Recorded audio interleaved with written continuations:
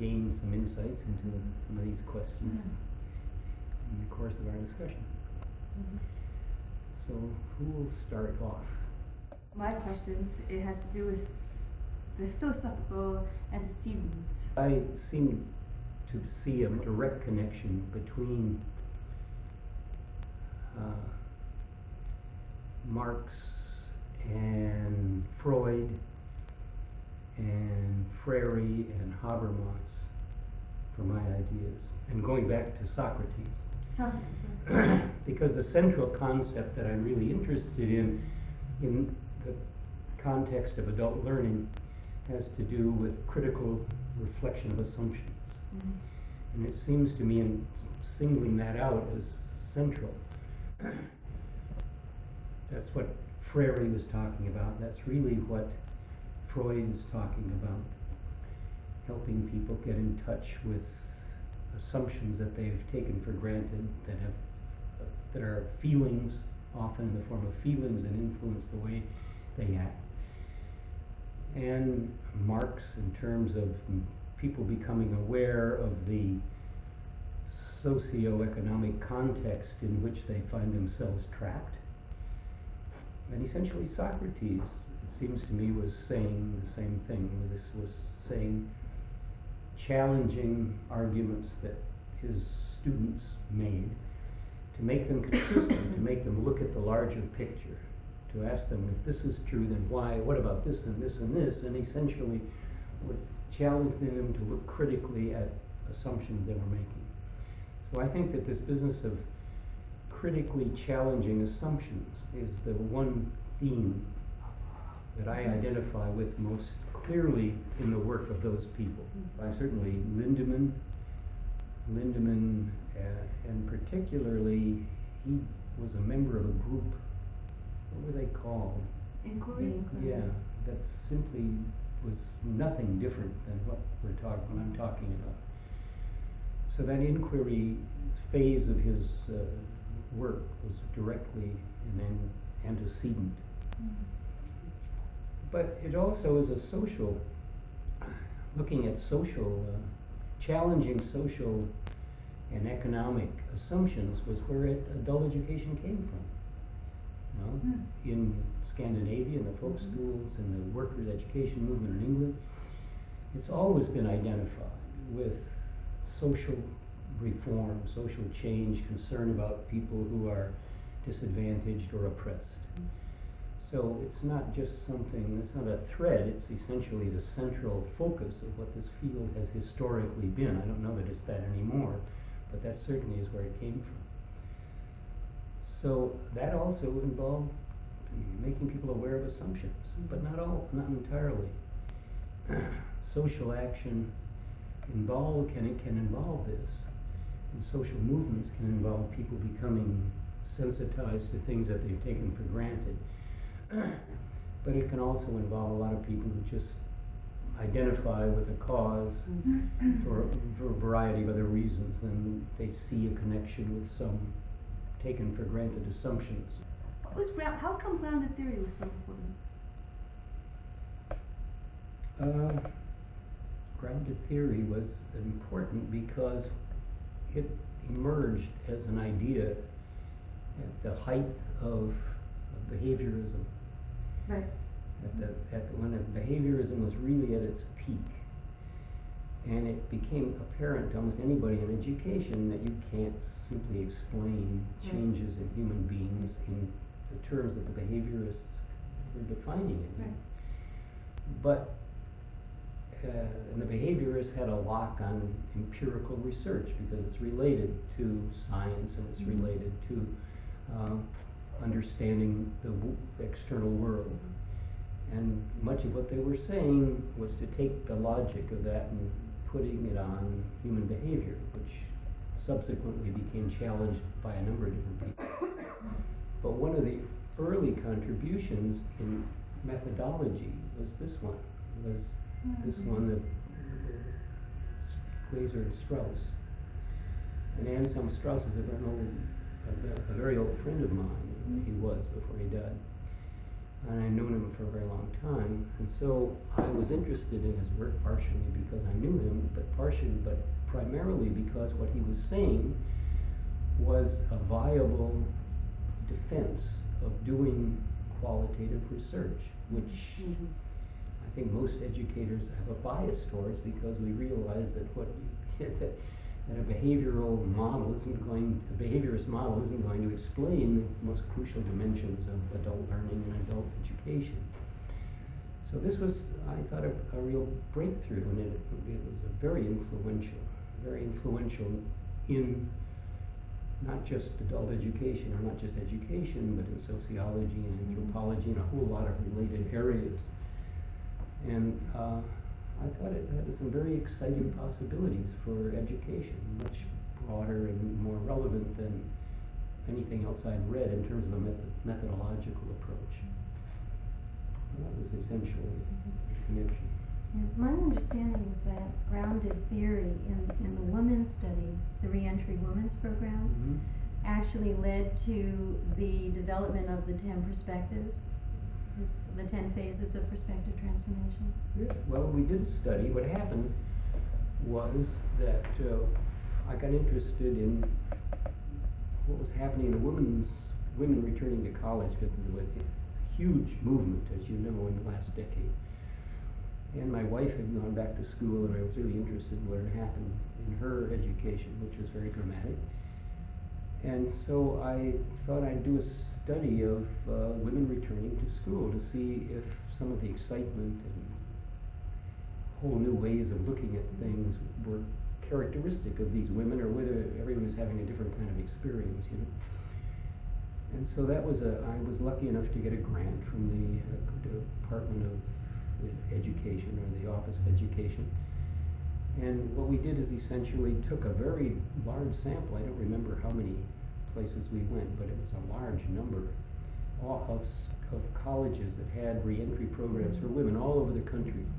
And I had a lot of people working with me on it. So we went all over, did a lot of interviews, and tried using grounded theory as an approach to identify the dimensions that seemed to be emerging as we went along, and then we'd go test it out against the next places we went.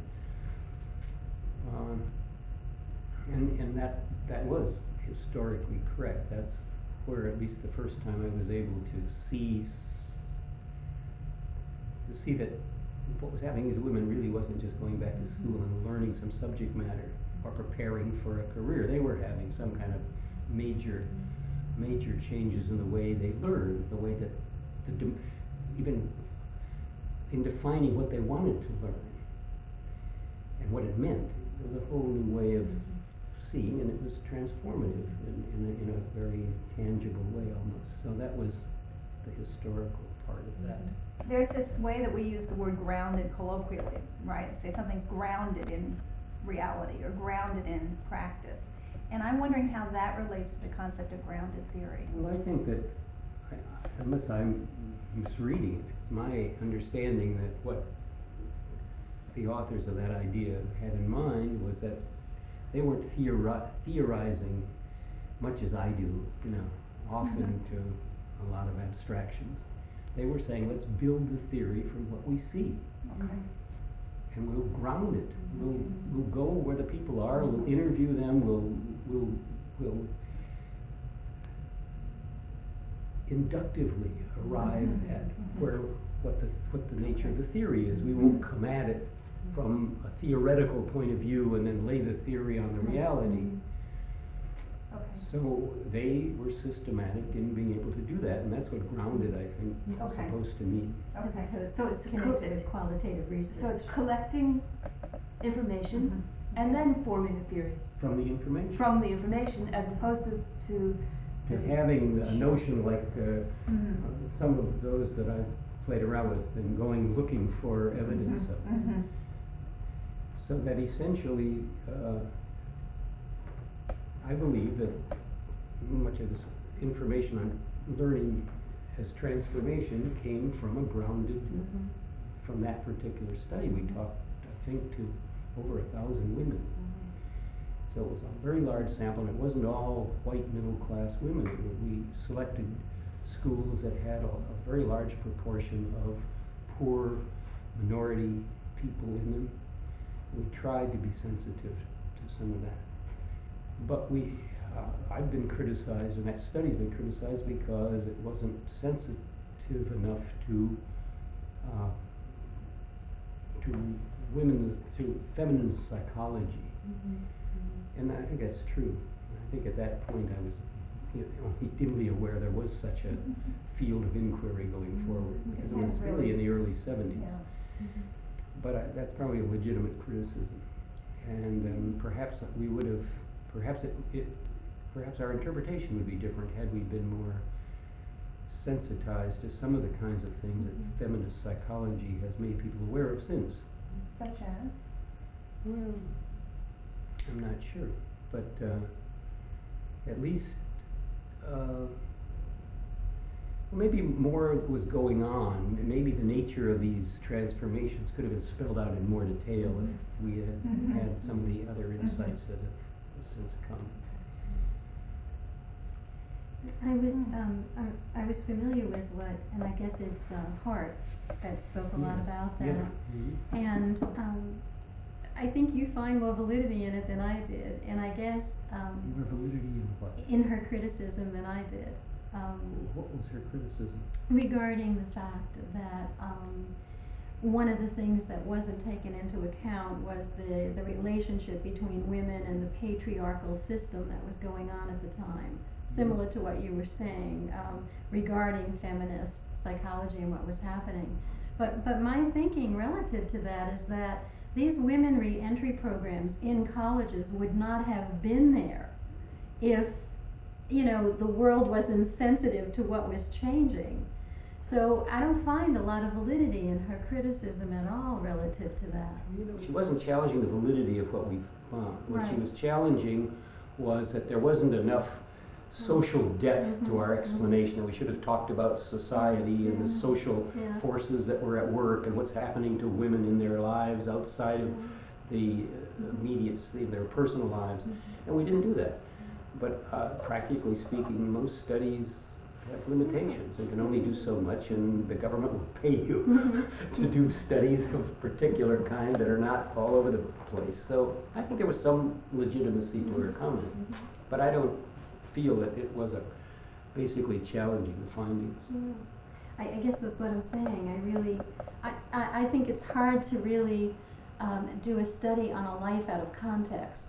So even though it wasn't mentioned, even though you know, it wasn't a major focus, certainly the context had to be considered, because what was going on at the time would not have been going on at the time if the context wasn't considered. Well, for instance. but that's true.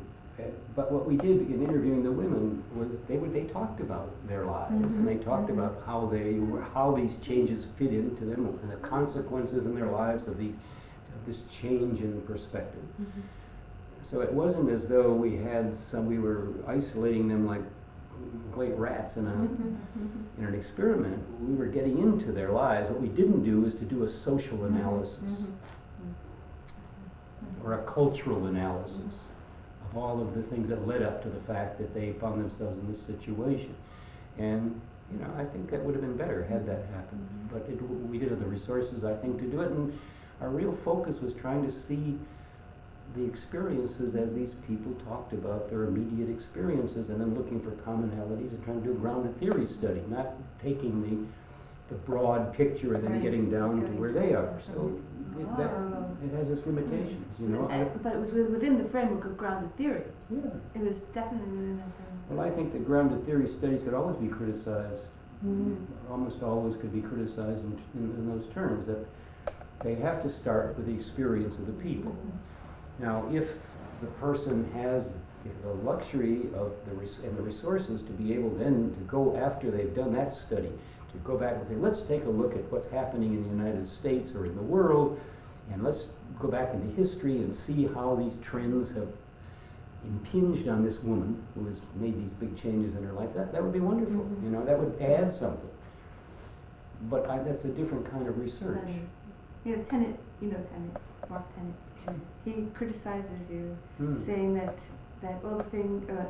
much of what you call transformative learning would happen nevertheless as a person's life progresses, that these are natural stages. I think that's right. You think that's right? Yeah. So then when you talk about encouraging transformative learning, how do you reconcile that if you're saying that it could happen anywhere? I think it's a natural way that human beings learn. And I think that adult education ought to get hooked into that to help facilitate that. I don't think it's dependent on adult education in every case. Oh. Okay. But could that in fact be the disorienting dilemma that would trigger the learning to take place? That particular change of life stage, that normal change of life stage? I think that we encounter, I don't know about life stages, but you could say that. You encounter problems in which your old ways of thinking and reacting simply don't work. And you become aware that they don't work, and you get really upset and frustrated and emotional about it because something isn't working for you, right? A lot of people came into this graduate program like that. I don't know about your group, but at least when I was there were a lot of people who would come in and say, I don't know what this guy's talking about in terms of assumptions. What does he mean, assumptions? What does he say in this paper that I haven't been critical of my assumptions? You know, what do you, people would come in and get very emotional about this, cry in my office and stuff. Well, and it was deliberate. I mean, I didn't want to make them cry, but I did want to make them feel that the old way of looking at what the way they were writing answers to everything and interpreting, had to really be looked at in a different way. And it's very often emotionally disturbing. But often emotional disturbance is the key, or may become the key, to having a really successful transformative learning experience. If somebody really feels that they can't use an old way of thinking, they're going to have to open themselves up to a new way. So in a way, maybe what you were talking about, I think, there's the classes and sort of talking together as a group, and then there's reading your work, and then there's reading people who talked about your work, and so it gets, for me, when I try and think about how am I actually going to use this in my life. I think that's one of my problems. I don't think I've been terribly successful in answering that specific question, and I think that I have to do a lot more work on it. Well, I think Meg has more to. Well, I guess what I'm hearing you say now, in a way, is that perhaps this thing that we call perspective transformation, is like a large thing, is actually something of a natural process. Yeah, of course. And that what we can do as adult educators is hook up to that. Is to understand it and learn how to facilitate. Right. And so that then the kind of the detail that you talk about, which is what I really find exciting about your theory, is that you've really looked at it in the sort of big picture way. I mean, you stood back from it and really looked at it. So maybe the detail of like the instrumental domain and the communicative domain and then the transformative is really just a way of kind of breaking it down so that when we're in the classroom with somebody or when we're in a women's group or something, that we can help see what's coming up and begin to kind of, oh, okay, so that's instrumental, so I should try this, or oh, that's communicative, so I should try that. I have seen this work actually in working with people who are going through a transition in an organization, not the people who left the organization, but people who had to remain and now had to really learn how to work differently. Their friends were gone, so they had to build up different networks of relationships. And it was amazing because the disorienting dilemma in this case was the organizational downsides of the re-engineering. And they literally went through all those phases until transformative learning took place, and they learned how to work differently in this environment. Yeah, I mean, it does. It's a natural. It's a natural dimension of adult learning, and it's one that adult educators in the past have been sort of oblivious to. So I'm not really suggesting anything so very dramatic. It's just that it seems to me that there needs to be more focus on the nature of adult learning, and this is a significant way that adults are capable and do learn. And it seems to me that it's what adult educators ought to be trained to help them do. Because the most significant learning, however you define that, whether it's personal or whether it's problem solving out there or whether it's something between, really, you can't even the distinction between good and evil implies some kind of critical reflection, right? So, I mean, it's inherent, it's basic to the way human beings communicate with each other, this business of being critical, really reflective. I can elaborate on that, and I have been writing if you want me to, but I think that it's a generic dimension of adult learning, not something fancy and philosophical that needs to be grafted on. It's a matter of just understanding what's happening with people. And some people get along perfectly well without transformative learning. They can learn a lot of things and can be very sharp and successful in life. I'm just saying that it's possible without the kind of learning that I'm referring to as transformative learning, which is a change in frame of reference. It's possible for a person to be quite functional, even successful. In the way, it depends on how you define success. If you define it in money terms, you can be very successful. And a lot of people who are very successful in monetary terms are not people who have this disposition to want to be self-reflective. They can be very reflective of external things. Now, I make a distinction in some more recent writing between objective and subjective reframing. People can be critically reflective in dealing with problems that are external problems. I mean, you can read a script and make a judgment on the script and be critical and say, what is this guy? This guy is not aware of a dimension that needs to be made aware. You can do that outside of yourself. And good student in a lot of universities are students who are critically reflective of what they read and say, is this guy really, where is this guy coming from? Is this person a member of the radical right, or is this person a Marxist, or is this person who's talking a constructivist? These are assumptions that are behind things that you can identify outside of yourself. You can become very critically reflective of assumptions about just problem solving. And one of the best examples I know is one of Schoen's examples of a group of designers who were trying to improve a paintbrush. You remember that I've written about that.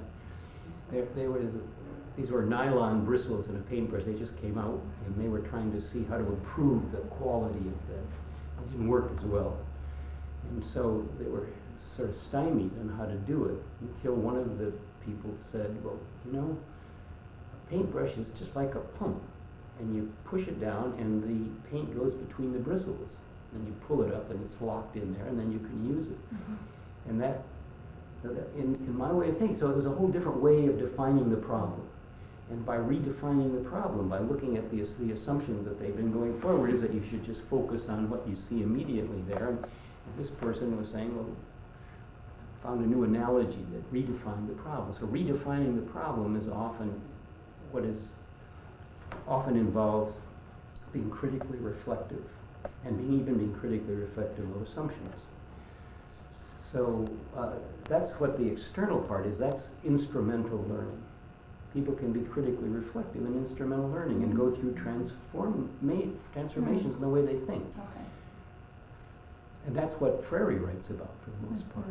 He's trying to get these people who come together in discussion groups to be critically reflective of social relationships they have with the rich landowner, and challenge why do I take for granted that because this guy has money and I don't, that he's entitled to have everything and I'm entitled to have nothing, or he's entitled to have his kids have the best education, the best health care, and my kids are not entitled.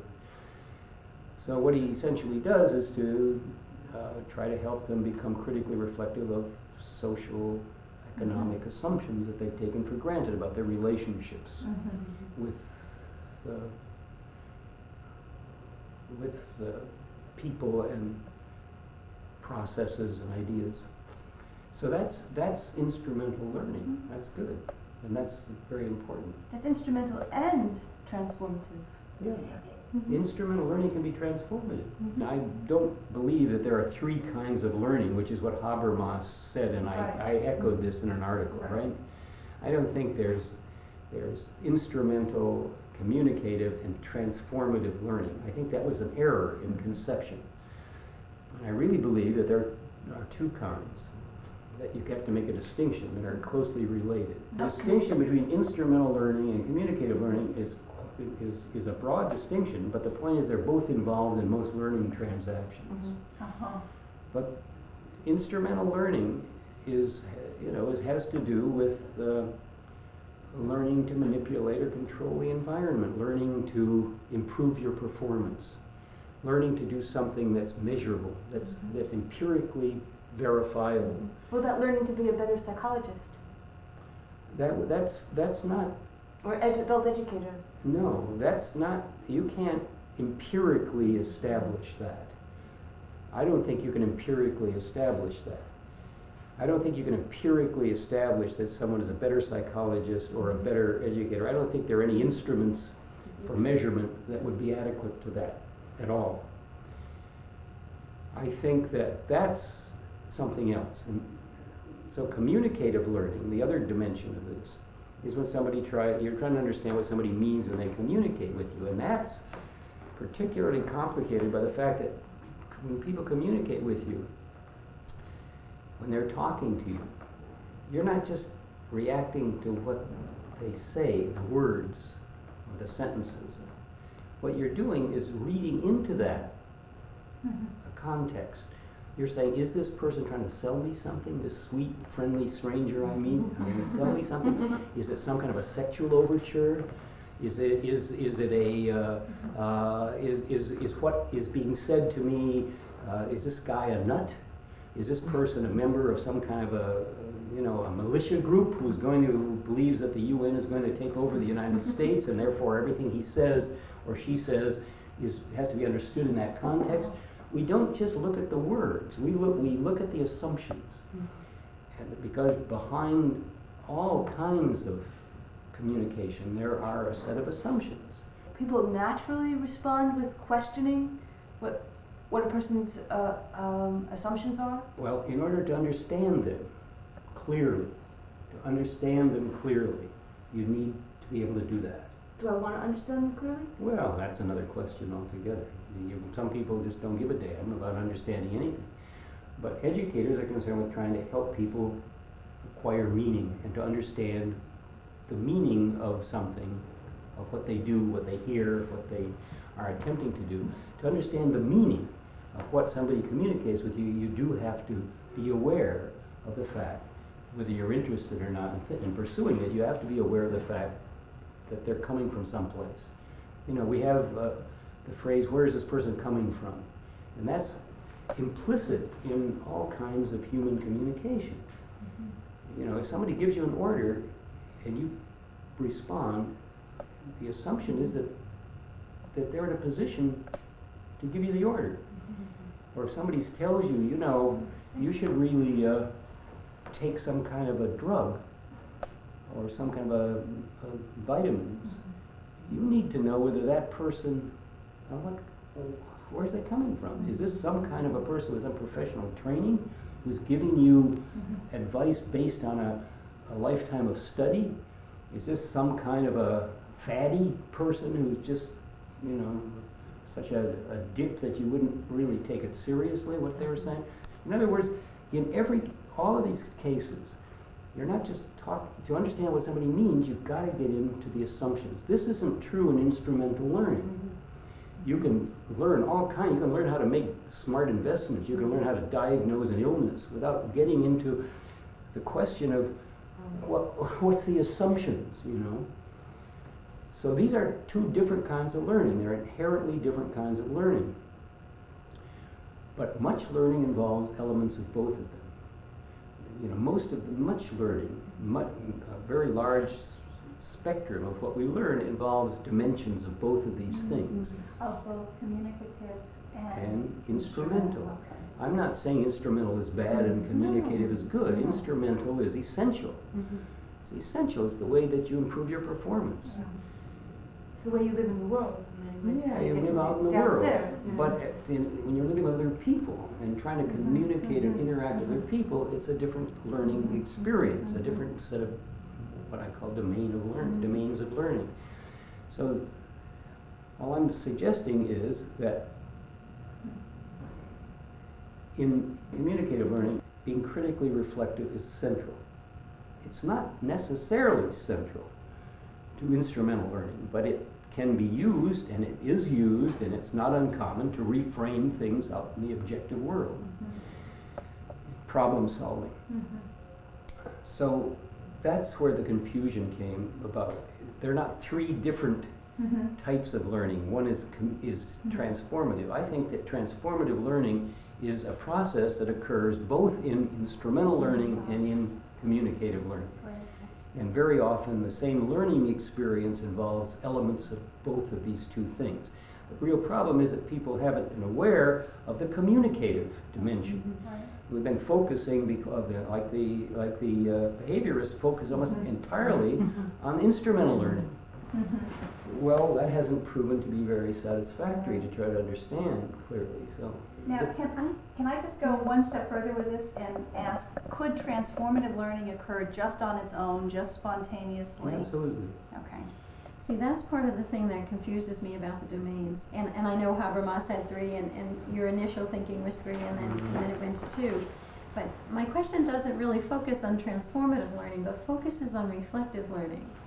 In that, and I understand reflective learning can happen in both instrumental and communicative domains. Sure, it does happen. But in my mind, I can also see reflective learning happening on its own, not taking place in those 2 domains. And wouldn't that create another learning mode? Could you give me an example? And this is probably coming from my psychological background, but maybe somebody who is experiencing going through a life stage change. And they are being reflective and introspective as to why they're not feeling well. They are really reflecting on what's making me feel this way. And before they even get it into the communicative domain, they're doing this on their own as an individual. Then they go out and maybe test it out in using rational discourse, if you will.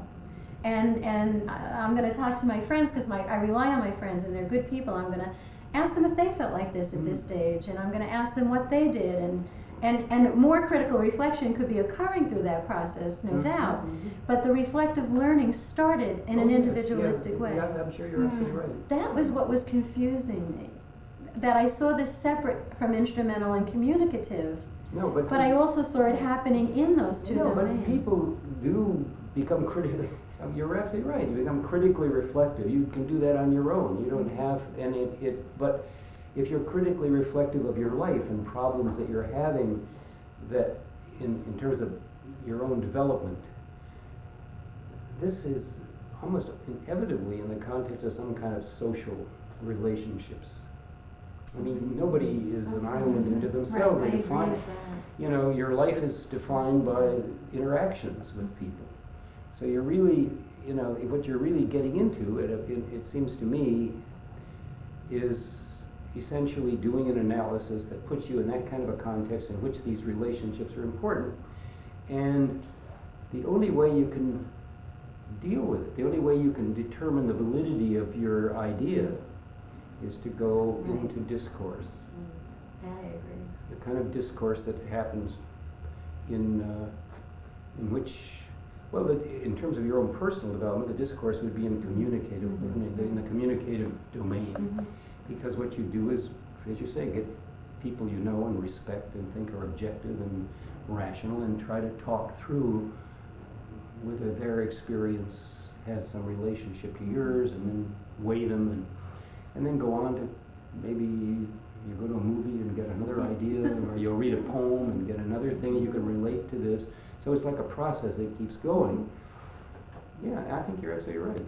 Yeah. She's absolutely right in saying that there's a third. No, it's not a domain. It's a learning mode. The process is the process of being critically reflective.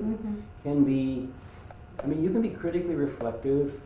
What you're being critically reflective of is your frame of reference. And I tried to spell out that a frame of reference, or meaning, or A frame of reference is made up of two things, made up of a habit of mind and a point of view that results from the habit of mind. And you can think about this on your own, what you can, what if you're going to be concerned about a transformative learning experience is one in which this frame of reference gets changed. It can get changed in relatively simple ways by changing a point of view, what I call a meaning scheme in earlier writings, but it's just a point of view. You can change a point of view. You can see things from a different point of view, and you can change yours. You can try on somebody else's point of view to say this makes more sense than mine. When it comes to changing habits of mind, that is more difficult, obviously, because you can't try on somebody else's habits. But what you can do is become critically reflective of assumptions. And you can identify those habits of mind that you have. And you can say, where did this come from? Is it serving me properly, or do I have, nobody ever gets into this kind of a discussion, I think consciously.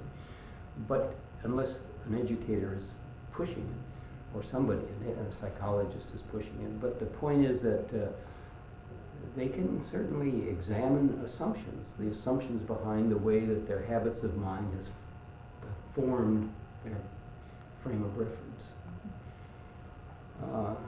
But you're absolutely right to say that much of this learning can be done not in a group, but by yourself. I mean, you can think through what's going wrong with my life.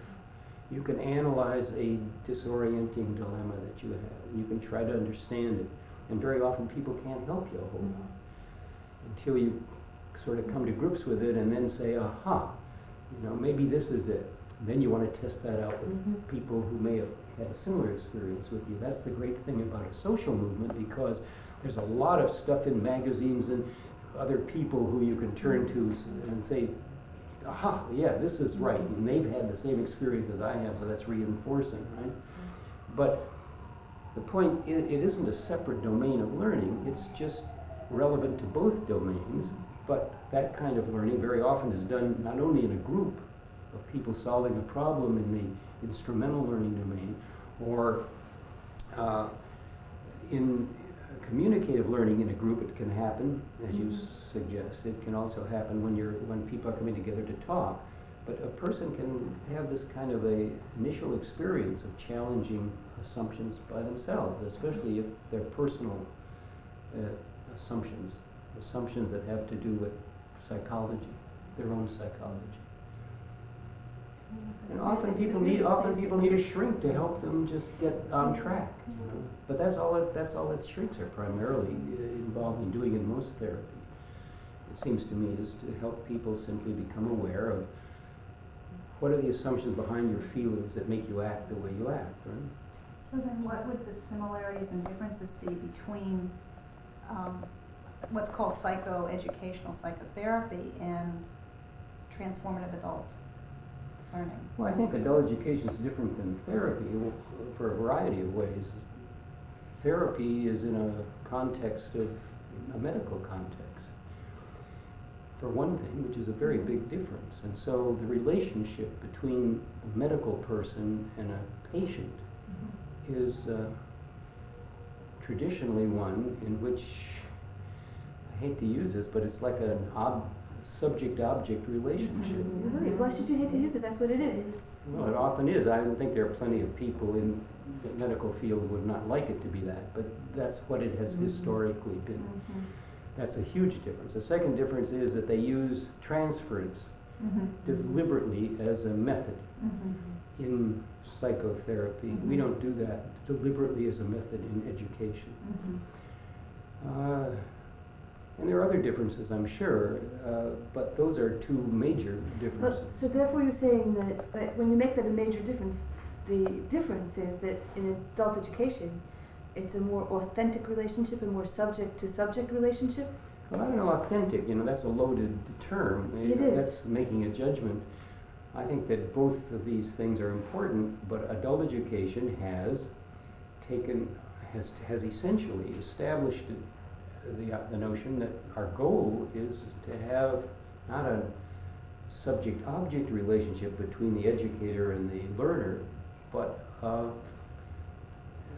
relationship that you could characterize as a subject-subject relationship. That's what it is, yeah. And our whole thing is trying to work ourselves out of some authority position and try to then be a co-learner with a group of people who are trying to learn. Right, right, exactly right. And that's what a goal is that almost every adult educator recognizes, at least in print, as a goal. Whether they behave that way, I don't know. But the great thing about adult education is that it's a very different kind of education for that reason. And that much of what goes on in the schools is suspect because that isn't a goal. I never heard of that as a goal in public school instruction for kids or even high school age teenagers or even in universities. I think there's a tremendous difference between what adult education has as its goal and its image and what goes on in the university. I think that they're diametrically opposed. Universities are primarily concerned with giving information. In every study I've ever read, 80 to 90% of professors do very little other than lecture and answer questions. That's information giving. Now that's not what adult education is about at all. We're coming from a very different place. That's why adult educators have a lot of trouble in university settings. Because they're revolutionary in a sense. I mean, they're proposing that there be a whole different set of relationships. And essentially, I don't think anything that I've said about transformative learning is any different than what's my conception of adult education is about. I mean, our function is to try to help people learn by focusing on the learning process, by focusing on where they're coming from, by focusing on what's meaningful to them, and trying to take and be very flexible about the content and the materials to try to make them subservient to that goal. Now that's something you just don't encounter in most other places. No, other kinds of education don't do that I've ever heard. So our objective is a very different objective and much more learner-oriented. I think, for instance, one of the most important things in adult education methodologically, one of the best methods, you were talking about program development earlier, one of the methods that seems to me to be central to what program development ought to go with adults is sort of based around the notion of action research. I think that action research as an instructional method is a terrific idea, especially if you can help people become reflective as they do it, as they get involved, because what you're doing is essentially saying, we don't have subject matter for you to memorize. What we want you to do is solve a problem. Go out and you define the problem that's significant to you, and then go out and solve it, and we'll help you in any way that we can be resource people. I think that adult education is a much more exciting, revolutionary field, and most of us are really fully aware of what the implications are. I think that adult education is inherently transformative.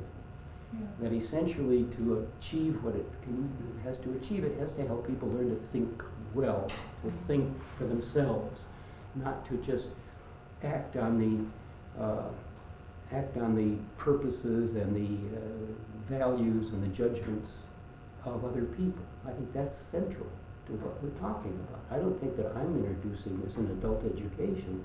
This is central to what adult education is supposed to be.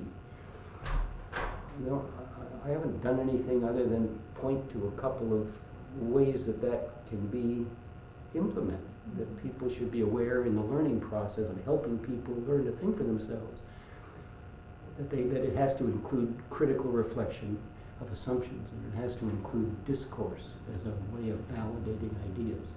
And that's the only thing, those aren't new ideas. A lot of other people have had them. It's just that adult education hasn't really focused on it much. But I don't really think that I've suggested anything that isn't already there, and that's why I always seem to have trouble communicating, because a lot of people read this stuff and they say, well, this is some exotic thing, or this is something that happens anyway, and what's he talking about? And it's true, it happened. I'm not suggesting anything that doesn't happen, but it doesn't happen often enough, and it needs to be looked at in the context of facilitating learning of adults. In what contexts? Context. Where do you see this taking place? Wherever learning takes place. So that's like in business, in the organizations, Sure. and it could take place in the university. Well, it could if the universities would let it, but traditionally that's very foreign. It's Just restricted. as in business and industry, it's a fairly foreign idea. But lately it's become much more viable. People are willing to listen to what the possibilities are. Sure, I think that it happens wherever learning takes place. I think that the potential for people being critically reflective of assumptions and learning how to participate and use discourse effectively, something that we don't teach in school, either one of them really deliberately. Those should be the principal objectives of adult education, it seems to me. You should have a fairly clear picture in your mind that it isn't just assisting somebody to learn, but it's assisting somebody to learn in a way that they're not going to be dependent on the purposes and the values and the judgments of somebody else. And it seems to me that would be a much better definition. So I think we're just talking about fundamental notions of what adult education is, and perhaps I've been a little too high blown in a lot of this stuff, a lot of abstract theorizing, and that's all that it boils down to. It's nothing really very esoteric. I think that's one of the things that's really interesting about action science, is I think it does ask people, like, how are you feeling about me? I mean, like, between the boss and the worker kind of thing. But some of the action learning stuff is entirely learning to focus on external problems. And very often it doesn't, and very often in the context of organizational development, doesn't really focus on subjective reframing, on looking at your own frame of reference. It's at saying, well, wait a minute, let's come up with another way to fix the paintbrushes, right? Or to think of the paintbrushes so we can analyze better. So, I don't know if this is so, or if people see it the way I'm seeing it, but the difference between a therapist and an adult educator. I think an adult educator even takes the learning a step further. Where in psychotherapy, you kind of come to this awareness and this insight, and sometimes there's a treatment plan, sometimes there isn't. But the adult educator literally goes into instrumental learning to teach the person the skills. Literally goes into more, rather than just a support group, but goes into more of discussion types of discourse. Well, no, I think that a major distinction between therapy and adult education is that adult education is not solely concerned with being critically reflective of feelings. We're concerned with a lot of other kinds of critical reflection. I have an article that may come out someday if I ever get over all these rewrites that has to do, it's going to be an adult education quarterly. It's called On Reflection, and I attempt to make a taxonomy of different types of critical reflection. Wow. And critical reflection of assumptions, and one of the major, and there are all kinds of them, obviously. So one of the real distinctions is that adult educators really have a much broader canvas on which to paint. I mean, we're concerned with how you help somebody come up with a new metaphor for solving a problem. We're concerned with the whole area of objective reframing. That's not, it's a much broader charge. It isn't just, I think it's the dealing exclusively with the feelings and the reasons behind the feelings, the assumptions behind the feelings. That's what therapy does.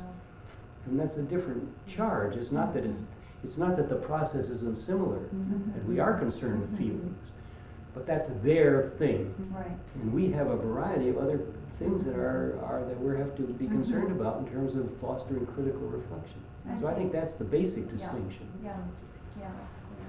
And also taking action. I mean, I think there's a piece about therapy that can be so internal that people don't make changes in their lives, or don't have to do anything outside of the treatment room.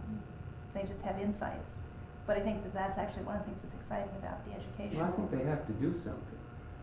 Not in all therapies. I mean, in some therapies, yes, but not in all. I think that you're talking about also is this concept of what constitutes action, what constitutes change. Yeah. And my assumption is that almost any transformative experience has to be followed by some action. Mm-hmm. Will be followed. Some kind of action. Mhm. Maybe not followed immediately. Mhm. Maybe there are situational factors that get in the way of somebody doing anything. I think maybe it's the language we're using. It depends what you mean by action. Mhm. But I think that very little learning occurs in a vacuum, simply as an intellectual experience. Oh, I see. If action, if you include in action talking about it with other people, Mhm. if that's an action, it is an action in my way of thinking, then it seems to me that it would be impossible for me to think of Mhm. significant change ever happening to anybody without that happening. So a lot of it depends on the definitions of action. I think that action research is a matter of helping people formulate a problem that they're going to together go and try to solve. And in the process of solving, helping them become critically reflective, helping them learn how to use each other's experience through discourse. That's why it seems to me that if I were laying out a program, in most settings, I would want it to be an adult education program. I would like it to focus on that, on action research, and I'd build into that as a central couple of things, this business of critical reflection of assumptions and discourse. That doesn't just mean group dynamics, it means learning how to assess reasons together. Learning how to examine evidence, learning to being open to arguments, and listening to the other person's argument, searching for ways of finding common ground, not winning an argument. It seems to me that the implication of all this programmatically is that adult education has to be defined in terms of creating opportunities for people to learn, for adults who are capable people to learn, and so that rather than having as an objective subject matter mastery or having as objective developing competencies, it seems to me that the basic objective under those things have to do with helping someone learn in a way that they're not dependent on anyone else's purposes and values and judgments, that they can think for themselves. So that programmatically what that has to mean is you have to come up with a way to engage people in problem solving, problems that they want to solve, that they are able to define the priorities, and that all materials and all methods, whatever else comes along in that, trying to facilitate that kind of learning, that it's the individuals and the way that they perceive things and the way that they, and so you present them with a series of problems that are relevant to them and are important to them, and help them learn how together to discourse about the problems, to try out new things, to be critically reflective of assumptions, and how to think with other people and to think for themselves as autonomous, socially responsible individuals. So in programmatic terms, I would put great emphasis on small groups of people coming together and generating issues, or if necessary, agreeing to deal with a problem that's of significance with them, and then helping them do it and helping them critique their own experience as they go along. The whole idea of adult education is to try to help somebody do their thing and get out of the way.